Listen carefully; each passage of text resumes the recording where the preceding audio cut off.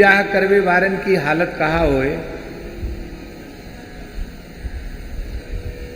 एक सेठ जी थे, यहां कोई सेठ बैठे हो तो बुरा मत मानना है। हाँ, तो एक सेठ जी थे, उन्होंने 2 ब्याह करे और दोनों में बाज गई लड़ाई। तो कैसी शांति तो घर में स्थापित करनी है, उन्होंने बंटवारा कर दिया। ऊपर का मंजिल बड़ी वाली का, नीचे का मंजिल छोटी वाली का। अब अपने व्यापार से आवे, गद्दी से आवे, तो दोनों को राजी करना है। इसकी नजर बचा के उसके पास जाए, उसकी नजर बचा के इसके पास जाए, और दोनों से यही कहें कि सबसे ज्यादा प्रेम हम तुमसे ही करते हैं। नीचे वारी सो गई, तब धीरे से वो ऊपर जाने लगे, जीना चढ़ के। भीतर ही भीतर जीना था, सीढ़ी, और ऊपर वाली प्रतीक्षा कर रही, और नीचे वाली भी सोई नहीं थी, वो तो चतुर थी, वो आंख बंद करके पड़ी थी। उसने देखा ये उठे तो वाने पकड़ लिए पाम, और ऊपर वाली ने पकड़ लिए हाथ। अब ऊपर वाली खींचे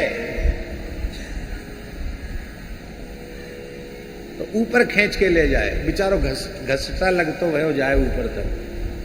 फिर नीचे वाली पाम पकड़ के खींचे तो फिर नीचे घिसट तो वही चलो जाए बेचारो। वो कह रही छोड़ दो भगवान, लेकिन छोड़े दोनों में कोई ना है।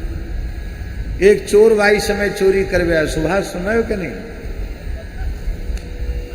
एक चोर चोरी करवे आयो, वो अपने चोरी को सवरो सामान सट्टो ऐसे ही पोटरी में बंधो भयो धर के तमाशो देख रहे हो। वाकू बड़ी जोर की हंसी आई। हंसी आई तो सेठ ने देखी ये हमारे घर में कौन हंस रहा है। देखी तो चोर, तो दोनों सिठानी और सेठ तीनों चिल्लाए चोर चोर चोर चोर। चोर को पकड़ लिया, तीनों ने मिलकर पकड़ लिया। चोर को ले गए। राजाओं का जमाना था, राजा ही दंड देता था। राजा ने पूछी, चोर के हाथ काटे जाते हैं, इसको हाथ काटने की सजा दे देते हैं। बोले नहीं सरकार, माल तो हमारा चोरी गया नहीं, आ गया क्योंकि ये भाग नहीं पाया लेके माल, लेकिन दंड मेरी इच्छा से दिया जाए। चोर कहता था कि नहीं सरकार, इसकी इच्छा से दंड न दिया जाए, आपके जो दंड संहिता में लिखा हो वही दंड दिया जाए। हाथ काट दो, पाम काट दो, तुम ज्यादा नाराज हो तो फांसी पर चढ़ा दो, माथा काट दो, पर ये सेठ जो कहे सो मत करियो। राजा बोले ऐसी कौन सी बात है? सेठ बोला कछु मत करो, या के 2 ब्याह कराए।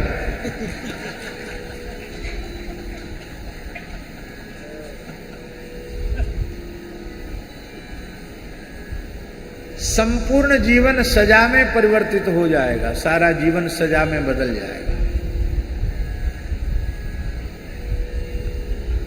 आप लोग हमारी बात को अन्यथा मत लेना, बहुविवाह की भी परंपरा रही है।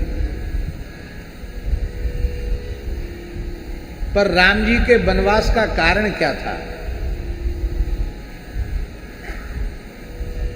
इसको अन्यथा भाव में मत लेना।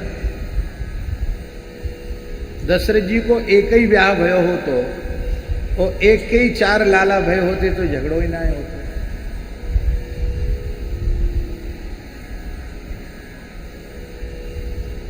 पर झगड़ा हुआ तो यद्यपि वो झगड़ा नहीं था, वो तो भगवान की लीला है, लेकिन एक संदेश है। इसलिए भगवान श्री राम ने एक पत्नी व्रत का पालन किया। तो ठाकुर जी सत्यभामा और रुक्मिणी के कलह के माध्यम से प्रेरणा दे रहे हैं, हे पुरुष वर्ग के लोगों, एक पत्नी व्रत धारण करो। वैदिक पद्धति से जिस एक कुलीन अपने वर्ण और कुल के अनुरूप कन्या से तुमने विवाह किया है, उसके अतिरिक्त संसार की समस्त नारियों के प्रति मातृबुद्धि रखो। केवल अपनी पत्नी के प्रति ही पत्नी भाव रखो। ऋतु कालाभिगामी बनो, बाकी शेष समय सदाचार पूर्वक रह करके भगवत भजन करते हुए एक तपस्वी वीतराग की तरह अपने जीवन को अत्यंत पवित्रता पूर्वक व्यतीत करो।